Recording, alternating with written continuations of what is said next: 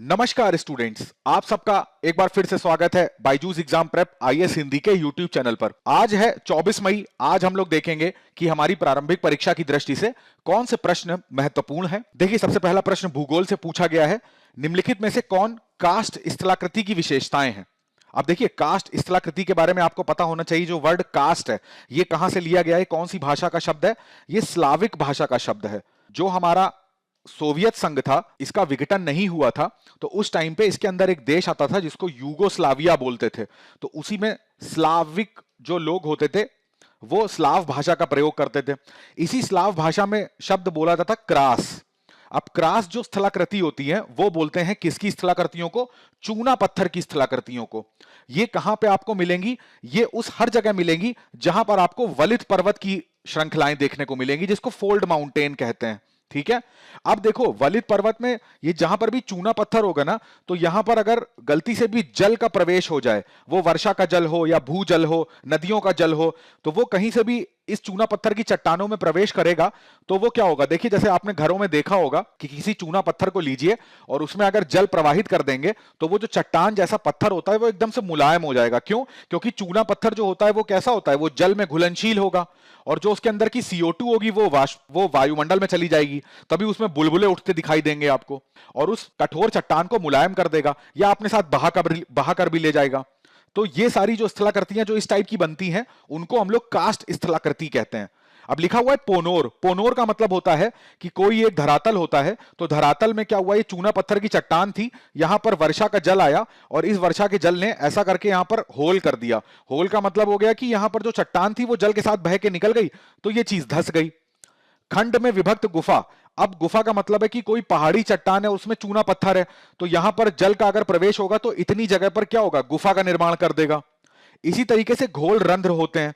जो हमारा स्थल मंडल होता है, तो इसमें जहां पर भी चूना पत्थर की चट्टानें होंगी ना, तो वहां पर जल अगर रिस रहा है तो वहां पर रंध्र कर देगा। ठीक है। और उस रंध्र में क्या होगा? जब चूना पत्थर, अब चूंकि जल में घुलनशील है तो जहां जहां जल जाएगा वहां वहां चूना पत्थर जाएगा।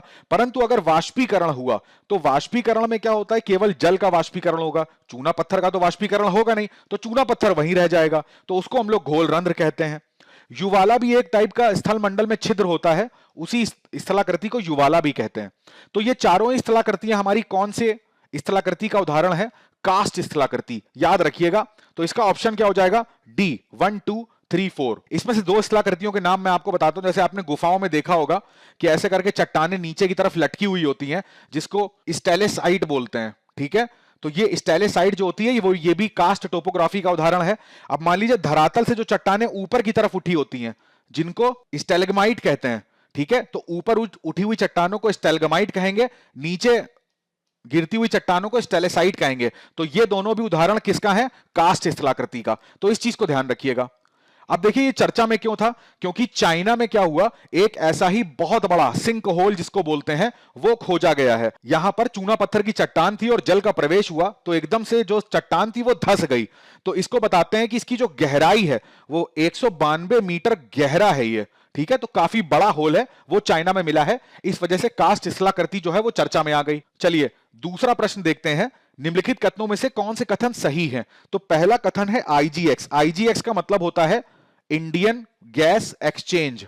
ठीक है। जैसे स्टॉक एक्सचेंज होता है तो वहां पर हम लोग शेयर की ट्रेडिंग करते हैं, शेयरों का व्यापार करते हैं, जो शेयर्स होते हैं, ठीक है, कंपनी के। इसी तरीके से जो गैस एक्सचेंज होता है, ये एक ऑनलाइन पोर्टल बनाया गया है। और ऑनलाइन पोर्टल किस चीज का? यहां पर जो गैस होगी यानी कि प्राकृतिक गैस, इसका क्या होगा? व्यापार होगा। तो एक ही जगह पर जो उसको बेच रहे हैं, जो उसको खरीद रहे हैं, वो सारे एक ही प्लेटफॉर्म पर आएंगे और उसी प्लेटफॉर्म पर जो नेचुरल गैस है उसका व्यापार करेंगे। खास बात यह है कि ये ध्यान रखिएगा, यहां पर केवल जो घरेलू नेचुरल गैस है, जो हमारे भारत की बात करते हैं, भारत की नेचुरल गैस है, केवल उसी का व्यापार होगा। जो हम लोग गैस आयात करते हैं उसका व्यापार यहां पे नहीं होगा, केवल घरेलू गैस का व्यापार होगा। तो पहला लिखा हुआ है IGX देश में प्राकृतिक गैस के व्यापार हेतु भारत का पहला राष्ट्रीय स्तर का गैस एक्सचेंज है। एकदम सही कथन है। यह एक्सचेंज ऊर्जा नियामक आयोग के नियामक ढांचे के तहत काम करता है, यह गलत है। यहां पे ऊर्जा नियामक आयोग काम नहीं करेगा। यह किसके अंतर्गत काम करता है? यह काम करेगा एक संस्था है उसका नाम है इंडियन एनर्जी एक्सचेंज, ठीक है, इसको याद रखिएगा, इंडियन एनर्जी एक्सचेंज। इसका हेडक्वार्टर कहां मिलेगा आपको? नई दिल्ली में, ना कि ऊर्जा नियामक आयोग। तो हमारा दूसरा कथन गलत हो जाता है। अब तीसरे कथन की तरफ देखते हैं, तो उसमें लिखा हुआ है गेल इंडिया लिमिटेड भारतीय गैस एक्सचेंज पर घरेलू गैस का कारोबार करने वाली भारत की पहली अन्वेषण एवं उत्पादन कंपनी है। गलत, सबसे पहली कंपनी ओएनजीसी है, और इसी वजह से यह न्यूज चर्चा में है, क्योंकि यहां पर आप देखोगे कि ओएनजीसी जो है उसने घरेलू गैस व्यापार करने वाली भारत की पहली खोज और उत्पादन कंपनी बनी है। इस वजह से यह न्यूज चर्चा में आई थी। तो इसका तीसरा वाला कथन भी गलत हो जाएगा। हमसे सही कथन पूछे गए तो केवल पहला सही है, तो इसका ऑप्शन क्या हो जाएगा? इसका ऑप्शन हो जाएगा सी, केवल एक। अगले प्रश्न की तरफ बढ़ते हैं। अगले प्रश्न में लिखा हुआ है निम्नलिखित में से कौन से कथन गलत हैं? सबसे पहला कथन है कैल्शियम होम्योस्टेसिस। अब देखिए, होम्योस्टेसिस का मतलब मैं आपको बताता हूं क्या होता है। जैसे हमारी बॉडी है, हमारा जो शरीर है, ठीक है, तो हमारे शरीर में क्या होता है, जो कैल्शियम है हमारी बॉडी में कितना रहना चाहिए? वो रहना चाहिए 9 से 11 mg पर 100 मिलीलीटर ऑफ जो हमारा ब्लड है, यानी कि जो हमारा रक्त है। तो यानी कि अगर 100 मिलीलीटर हमारा रक्त है, तो 100 मिलीलीटर में 9 से 11 mg किसकी मात्रा होनी ही चाहिए? कैल्शियम की। ना इससे घटनी चाहिए, ना इससे ज्यादा बढ़नी चाहिए। तो ये जो कैल्शियम की मात्रा है, इसको संतुलित कैसे करा जाता है? संतुलित कैसे, इस प्रश्न का उत्तर कौन देता है? ये देता है होम्योस्टेसिस। तो होम्योस्टेसिस का मतलब है कि भाई हमारे शरीर में कैल्शियम की मात्रा 9 से 11 mg तक कांस्टेंट कैसे रहेगी, इस प्रक्रिया को होम्योस्टेसिस बोलते हैं। अब लिखा हुआ है कि कैल्शियम होम्योस्टेसिस जो है उसको बनाए रखने के लिए विटामिन डी आवश्यक है। बिल्कुल सही। कैल्शियम जो है सबसे ज्यादा कहां पाया जाता है हमारे शरीर में? मैं आपको बताऊं, इस चीज को ध्यान रखिएगा। सबसे जो मैक्सिमम कैल्शियम है वो हमारे शरीर की हड्डियों में मिलता है। 99 यानी 99% कैल्शियम हमारी बोन्स में यानी हमारी हड्डियों में मिलेगा, और विटामिन डी का सीधा संबंध हमारी हड्डियों से होता है। तो इस वजह से विटामिन डी क्या होता है? कैल्शियम होम्योस्टेसिस को बनाए रखने के लिए बहुत आवश्यक है। इस चीज को ध्यान रखिएगा। तो पहला कथन सही हो जाएगा हमारा। चलिए अगला कथन देखते हैं। अगला कथन लिखा हुआ है कि मनुष्यों में पैराबैग्नी बी विकिरण जो होता है उससे हमारी त्वचा में अंतर्जात रूप से विटामिन D3 बन सकता है। बिल्कुल सही है। अब देखिए होता क्या है, हमारी त्वचा में ना एक कोलेस्ट्रॉल होता है, उसका नाम है, ध्यान से सुनिएगा, कभी नहीं भूलेंगे आप, उसका नाम होता है 7 डिहाइड्रोक्सी कोलेस्ट्रॉल। ठीक है, ये हमारी त्वचा के अंदर होता है। अब जैसे ही इस कोलेस्ट्रॉल में हमारी जो सूर्य किरण है, तो सूर्य किरण में कौन सी किरण? पैराबैग्नी की बी वेरिएंट। ठीक है, पैराबैग्नी किरणें होती हैं तो उसमें उसके वेरिएंट होते हैं, तो उसमें से जो पैराबैग्नी वी किरण होती है, यूवी बी किरण, वो जैसे ही हमारे 7 डिहाइड्रोक्सी कोलेस्ट्रॉल पे पड़ती है तो ये कोलेस्ट्रॉल क्या करता है? विटामिन डी का निर्माण करता है। हालांकि ये विटामिन डी हमारे शरीर में इनएक्टिव रहता है, उसको एक्टिव करना पड़ता है, तो उसमें हमारी जो हमारे शरीर की किडनी है इसका रोल भी आ जाता है। हालांकि उस पर चर्चा नहीं करेंगे क्योंकि काफी लंबा लेक्चर हो जाएगा। बस ये ध्यान रखिएगा कि जो 7 डिहाइड्रोक्सी कोलेस्ट्रॉल है ये विटामिन डी को बनाएगा, किससे रिएक्शन करके? पैराबैग्नी बी विकिरण से अभिक्रिया करके। तो दूसरा कथन भी हमारा सत्य हो जाएगा। तीसरा लिखा हुआ है कैंसर, पार्किंसन और मनोभ्रम यानी कि जिसको डिमेंशिया बोलते हैं, ये विटामिन डी की कमी से संबंधित रोग है। एकदम सही कथन है। कैंसर हमको पता है, जो हमारे शरीर में सेल होती हैं, कोशिकाएं होती हैं, ये खत्म होने लग जाती हैं, ये स्वतः यानी कि किसको मारने लग जाएंगी? WBC को, व्हाइट ब्लड सेल, जो श्वेत रक्त कणिकाएं होती हैं, जो हमारे शरीर की जिसको बोलते हैं प्रतिरोधक क्षमता होती है, उसी को मारने लग जाती हैं। तो ऐसी स्थिति को कैंसर कहते हैं। पार्किंसन रोग की बात करेंगे तो याद रखिएगा, पार्किंसन रोग जो होता है वो हमारे तंत्रिका तंत्र से संबंधित होता है। तंत्रिका तंत्र मतलब नर्वस सिस्टम से। तो जब भी हम किसी व्यक्ति को ये रोग होगा तो उसका तंत्रिका तंत्र कमजोर हो जाएगा, उसकी याददाश्त कमजोर हो जाएगी, उसके शरीर में कंपन होने लगता है, उसके हाथ पैर कांपने लगते हैं। अब आपको यह पता होना चाहिए जो विटामिन डी होता है, हमेशा ध्यान रखिएगा, एक तो ये हड्डियों को स्ट्रांग करेगा। अब देखिए एक चीज याद रखिएगा, जो कैल्शियम है इसका संबंध विटामिन डी से है। ठीक है, अब कैल्शियम जो है हमारे शरीर में दो काम करता है, एक तो हड्डियों का निर्माण तो करेगा ही करेगा, उसके साथ साथ जो हड्डियों का संकुचन है जिसको कॉन्ट्रैक्शन बोलते हैं, आप हाथ मोड़ पाते हैं, पैर मोड़ पाते हैं, तो ये सब किस वजह से कर पाते हैं? इसको संकुचन बोल रहे हैं, कैल्शियम की वजह से, है ना, विटामिन डी की वजह से। हमारी जो स्मरण शक्ति है उसमें भी कैल्शियम हमारा योगदान करता है ना, यानी कि तंत्रिका तंत्र में भी हमारा योगदान करता है हमारा कैल्शियम। चूंकि पार्किंसन रोग किसकी कमी से होगा? विटामिन डी की कमी से। पार्किंसन रोग का संबंध किससे है? हमारी स्मरण शक्ति से। और स्मरण शक्ति का संबंध किससे है? कैल्शियम से, यानी कि विटामिन डी से। मैंने आपको पूरा इसका संबंध बता दिया। मनोभ्रम का मतलब क्या होता है, बड़े ध्यान से समझिएगा। जो डेमेंशिया होता है, डेमेंशिया को बोलते हैं जब किसी व्यक्ति की जो स्मृति होती है, ठीक है, वो ज्यादा दिनों तक याद नहीं रख सकता, उसके अंदर सोचने विचारने की क्षमता धीरे धीरे कम होने लगती है। किसी प्रॉब्लम पे सोच रहा है, वो किसी चीज पे विचार कर रहा है, मान लीजिए गणना करने की बात करते हैं, कोई व्यक्ति गणना करने में अगर असहाय महसूस कर रहा होता है, कुछ उसको सिखाया जाता है, वो सीख नहीं पाता है, तो ये सारी चीजें, गणना ना कर पाना, सीख ना पाना, सोच विचार ना कर पाना, ये सब मनोभ्रम होता है। तो ये किसकी कमी से होती है? विटामिन डी की कमी से। तो यहां पर तीसरा वाला कथन भी सत्य हो जाएगा। ठीक है, हमसे पूछे गए थे कौन सा कथन गलत है, तो इसमें से कोई गलत नहीं है, तो ऑप्शन क्या हो जाएगा? D option. ये देखिए चर्चा में इसलिए आया क्योंकि अभी क्या करा गया है, वैज्ञानिकों ने क्या करा है, जो हमारे टमाटर होते हैं, तो टमाटर में जो विटामिन डी है, इसको और ज्यादा प्रचुर मात्रा में पहुंचाने की कोशिश करी गई है। ठीक है, तो इस चीज को ध्यान रखिएगा। अगला प्रश्न देखिए, लिखा हुआ है भारत और अमेरिका, इन दोनों सरकारों के बीच में क्या हुआ है? निवेश प्रोत्साहन समझौता। ठीक है, इसके संदर्भ में निम्नलिखित कथनों पर विचार करना है। पहला कथन है, यह भारत और अमेरिका के बीच में हस्ताक्षरित पहला निवेश प्रोत्साहन समझौता है। गलत, हमने पहले भी निवेश समझौता हस्ताक्षर करा हुआ है 1997 में। ठीक है, तो उसी 1997 में जो हमने करा था, उसी को अब संशोधित करके उसको ये पूरी तरीके से जो है बाईपास कर देगा, जो अब हम लोगों ने समझौता करा है। तो भारत और अमेरिका के बीच में ये पहला है, ये कथन गलत हो जाएगा। यह समझौता US international development finance corporation, ये याद रखिएगा, डीएफसी बोलते हैं इनको, डेवलपमेंट फाइनेंस कॉर्पोरेशन के लिए भारत में निवेश सहायता प्रदान करने जारी रखने हेतु एक विधिक आवश्यकता है। ये कथन एकदम सही हो जाएगा। देखिए, ये जो निवेश समझौता है ना, तो इस निवेश समझौते में है क्या इसको ध्यान रखिएगा। पहली चीज तो ये समझौता कहां पर हुआ है? टोक्यो में। ठीक है, अभी हुआ है। और दूसरा, जैसे नवीकरणीय ऊर्जा स्रोत जो होते हैं, स्वास्थ्य के क्षेत्र में, वैक्सीन निर्माण के क्षेत्र में, एसएमई के क्षेत्र में, जितनी ये सब दीर्घ अवधि की, जिसमें गहन पूंजी की आवश्यकता होती है, तो ये जो योजनाएं होती हैं, ये जो काम होते हैं, वो सब किसके अंदर करे जाते हैं?